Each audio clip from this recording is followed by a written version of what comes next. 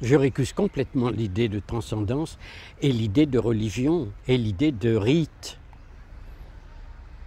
C'est curieux, je viens il y a quelques mois, oui, c'était au mois d'avril, je reviens de Budapest où j'ai été invité par un ami, un ancien étudiant moi, un ami, un Français, qui est devenu bouddhiste. C'est pour ça que on parle du bouddhisme.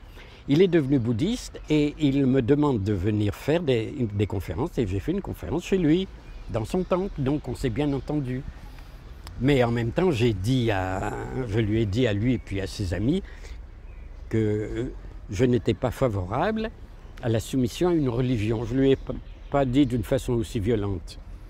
Il a compris, il me connaît.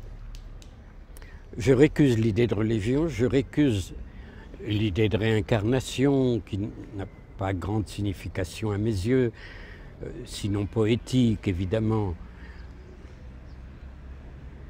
Je récuse l'idée qu'il faudrait appliquer à la lettre certains textes pour que l'on puisse accéder à quelque chose qu'on pourrait appeler la délivrance. Non, je récuse le formalisme dans les textes, dans les doctrines, dans les rites.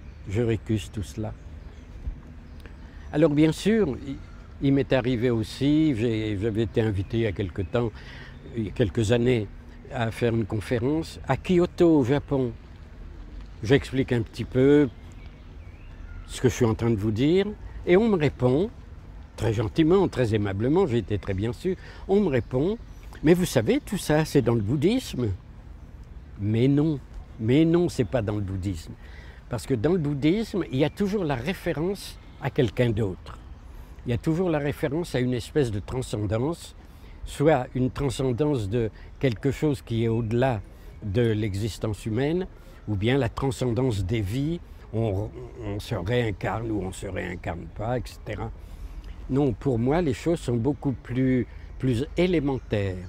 Les choses se passent entre la naissance et la mort, et en tête-à-tête, l'humanité est en tête-à-tête avec elle-même, rien de plus. Les individus sont en tête-à-tête avec eux-mêmes, avec leur entourage, leur société. Ça commence à la naissance, ça se termine à la mort, et c'est fini. Ce qui se transmet, c'est la culture, c'est les œuvres qu'on a créées. Ça, oui, ça se transmet et c'est efficace. Mais c'est pas mystérieux et c'est pas transcendant. C'est-à-dire que je pense qu'on doit pouvoir construire une éthique, c'est ce que je fais, une éthique de la joie, une éthique du bonheur, sur une base totalement immanentiste, totalement athée, totalement existentielle. J'allais dire rationnelle et existentielle, car il s'agit de développer l'affectivité, le désir. C'est l'affectivité éclairée, soutenue, orientée par la raison.